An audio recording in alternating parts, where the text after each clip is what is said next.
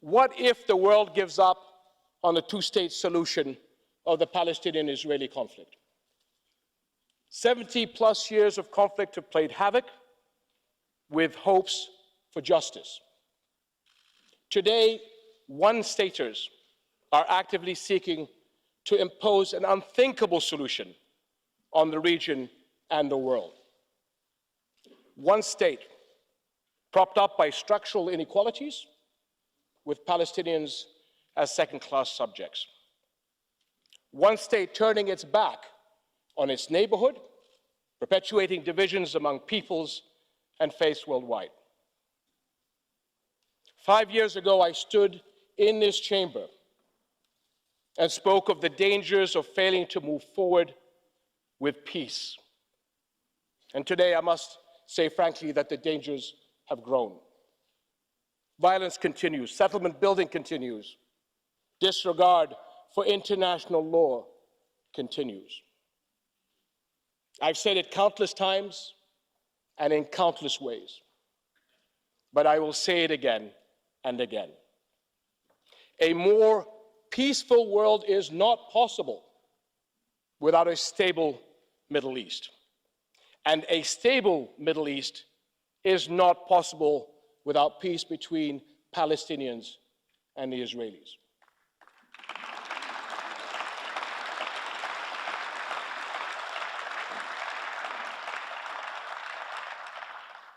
What if Jerusalem, a city that is close to my heart personally and of great historic significance to my family, remains disputed?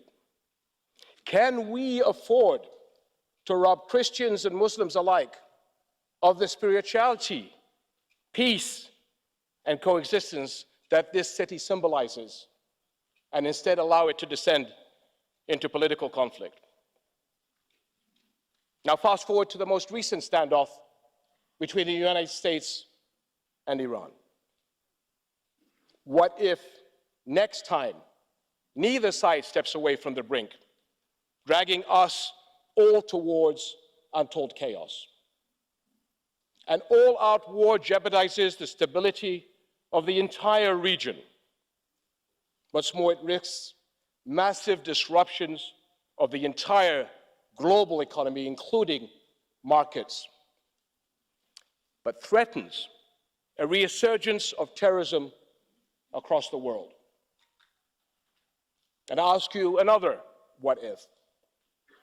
What if Iraq fails to realize the potential and aspirations of its people and slips back into an erratic 17-year cycle of recovery and relapse?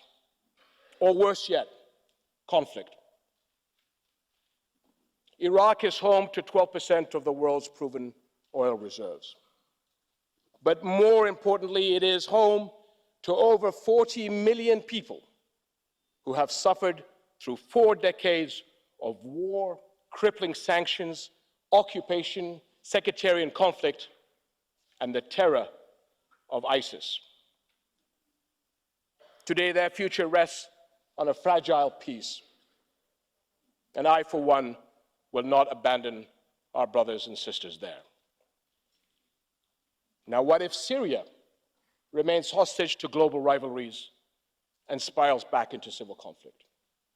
What if we see a reemergence of ISIS and Syria becomes a staging ground for attacks against the rest of the world? Syria may be out of the headlines, with its suffering out of sight and out of mind. But the crisis is far from over. Over the past 9 months, more than 500,000 people have been displaced, many of them already refugees. Do any of us in this hall want to see another Syrian refugee crisis unfold with all its horror and heartbreak? Or another innocent child washed up upon your shores?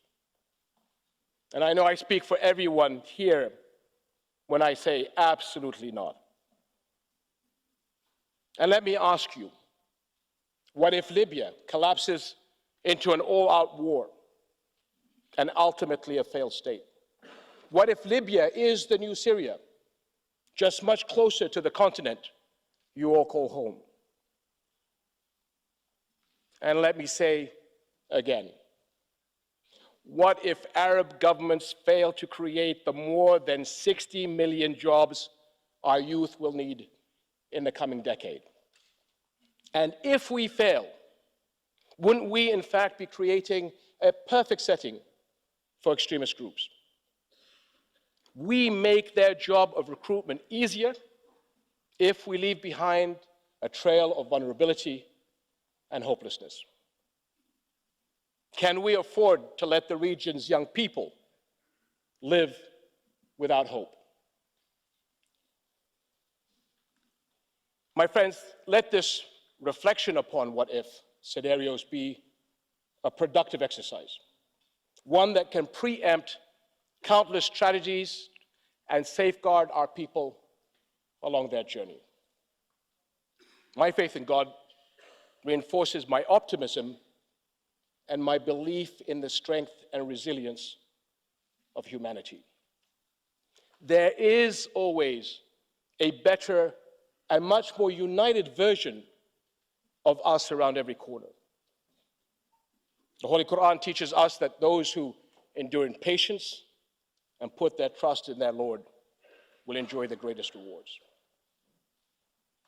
Patience is hard in a world that never seems to slow down.